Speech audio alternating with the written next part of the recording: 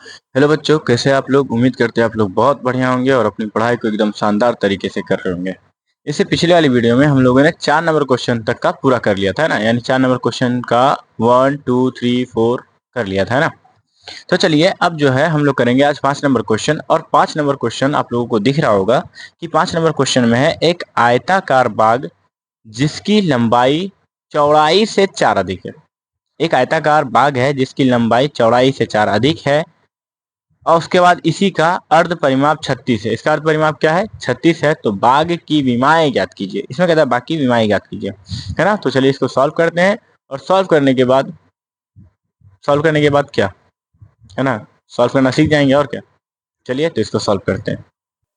चलिए 5 number question को हल करते हैं और यहाँ पे लिखेंगे पहले माना कि माना कि लंबाई बराबर माना कि लंबाई बराबर x तथा तथा चौड़ाई बराबर तथा चौड़ाई बराबर y। ठीक है, पहले लंबाई और चौड़ाई को मान लेते हैं और उसके बाद फिर से यहाँ पे हमको लिखना है फिर यहाँ पे लिखना है प्रश्नानुसार है ना। यहाँ प्रश्नानुसार लिखना है और क्वेश्चन क्वेश्चन में आप लोग अपने बुक में देखिए, उसमें लिखा होगा कि लंबाई जो है चौड़ाई से 4 अधिक है। क्या बोलता है? लंबाई जो है चौड़ाई से 4 अधिक है। तो पहले हम लंबाई, है ना, x को लंबाई माने थे, लंबाई और चौड़ाई को बराबर पहले कर लेते। ठीक है, चलिए यहाँ तक करने के बाद आप लोग को ये सोचना है कि इसमें कहा कहा था कि लंबाई चौड़ाई से 4 अधिक है, यानी पहले से ये 4 अधिक है। अब हम लोग तराजू को बराबर करने के लिए क्या करते हैं? जो कम होता है उधर बढ़ाते हैं। तो यानी ये पहले से 4 अधिक है, तो इसमें हम लोग क्या करेंगे? 4 अधिक, यहाँ 4 अधिक कर देंगे। अब चलिए इसको हम सही से समीकरण के रूप में बना लेते हैं। अब ये y है, बराबर के साइड आएगा तो क्या हो जाएगा? -y, है ना, और बराबर 4 समीकरण 1। समीकरण 1 हो गया यहाँ तक। अब देखिए इसको समीकरण 2 इसका लगाते हैं। पुनः पुनः कहता है इसका जो अर्ध परिमाप है वो अर्ध परिमाप बराबर 36 होता है। तो अर्ध परिमाप का जो फॉर्मूला होता है, इसमें क्या कहा था? अर्ध अर्ध परिमाप अर्ध परिमाप बराबर अर्ध परिमाप बराबर 36 दिया हुआ है ना। अर्ध परिमाप का फॉर्मूला होता है लंबाई प्लस चौड़ाई, है ना। लंबाई लंबाई प्लस चौड़ाई लंबाई प्लस चौड़ाई बराबर 36 दिया हुआ है। लंबाई को हम लोग क्या माने थे? x माने थे। लंबाई को x माने थे तो यहाँ पे हम लोग x लिख लेंगे, है ना। और चौड़ाई को y माने थे तो y लिख देंगे और यहाँ पर है 36, है ना। तो ये क्या हो जाएगा? समीकरण 2, है ना। अब इसको हम लोग विलोपन विधि से हल कर लेंगे, है ना। किस विधि से हल करेंगे? विलोपन विधि से। यहाँ पे लिख दीजिए विलोपन विधि से हल करने पर विलोपन विलोपन विधि विधि से, है ना, विलोपन विधि से।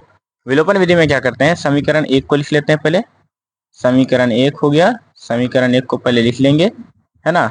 फिर यहीं पे समीकरण 2 को भी लिख देंगे। तो x प्लस वाई बराबर, समीकरण 2 ये है, x प्लस वाई बराबर 36 बराबर, यानी समीकरण 2। अब इसको काटने की बारी, है ना। तो देखिए एक y प्लस में है और एक y माइनस में है ना। एक y प्लस में है तो एक y माइनस में, तो ये दोनों कट जाएगा, है ना। अब ये y तो कट गया। अब यहाँ पर x ये भी प्लस में और ये भी x प्लस में। जब इस दोनों x को जोड़ेंगे तो ये हो जाएगा 2x बराबर 36 में 4 को जोड़ देंगे तो ये हो जाएगा 40।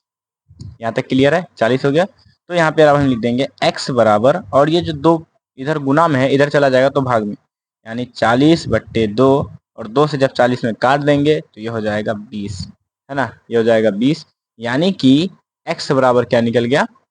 x बराबर निकल गया है आपको 20, है ना। अब हमको क्या करना है? समीकरण 1 या समीकरण 2 में हम इस x का मान रख देंगे, है ना। समीकरण 1 में रखे या 2 में रखे तो वो अपने ऊपर है कि कहाँ रखना है। तो चलिए समीकरण हम किसे रखते हैं? समीकरण 1 में इसका मान रख लेते हैं ना। तो समीकरण समीकरण 1 में x का मान रखने पर, है ना, समीकरण 1 में x का मान रखने पर समीकरण 1 है x माइनस वाई बराबर 4। तो चलिए x के जगह पे क्या लिखेंगे हम 20 माइनस वाई है समीकरण 1 में, तो यहाँ पे लिख देंगे माइनस वाई बराबर यहाँ पर क्या है 4, तो यहाँ पे लिख देंगे 4। तो माइनस वाई यहीं पे रहेगा और ये यानी कि हम लोग को जो निकालना रहता है उसको यहीं पे रख लेते हैं, ठीक है। अब ये 20 प्लस में उधर जाएगा तो माइनस में, यानी 4 माइनस 20। तो y बराबर क्या निकल जाएगा आपको, y बराबर निकल जाएगा यहाँ पर माइनस 16, और ये y भी माइनस में था तो ये माइनस कट गया, यानी कि आप लोग को देखिए यहाँ पे क्या निकल गया है, आपको फाइनल आंसर यहाँ पे निकल गया है लंबाई बराबर, है ना, लंबाई को हम लोग क्या माने थे, x माने थे, यानी लंबाई यानी x बराबर निकल गया आपको 20, है ना 20। और चौड़ाई देखिए क्या निकल गया है, चौड़ाई निकल गया है, चौड़ाई यानी कि y बराबर क्या निकल गया 16, और ये आपका आंसर बनकर तैयार है, ठीक है। ये आंसर आपका बनकर तैयार है। देखिए इस वाली वीडियो में हम लोग सिर्फ 5 नंबर क्वेश्चन करेंगे और नेक्स्ट वीडियो में 6 नंबर क्वेश्चन करेंगे, है ना। तो तब तक के लिए अपनी पढ़ाई को आप लोग अच्छे से करते रहिए, और जो आपको यहाँ पे समझ में नहीं आए तो आप हमसे कमेंट करके पूछ सकते हैं।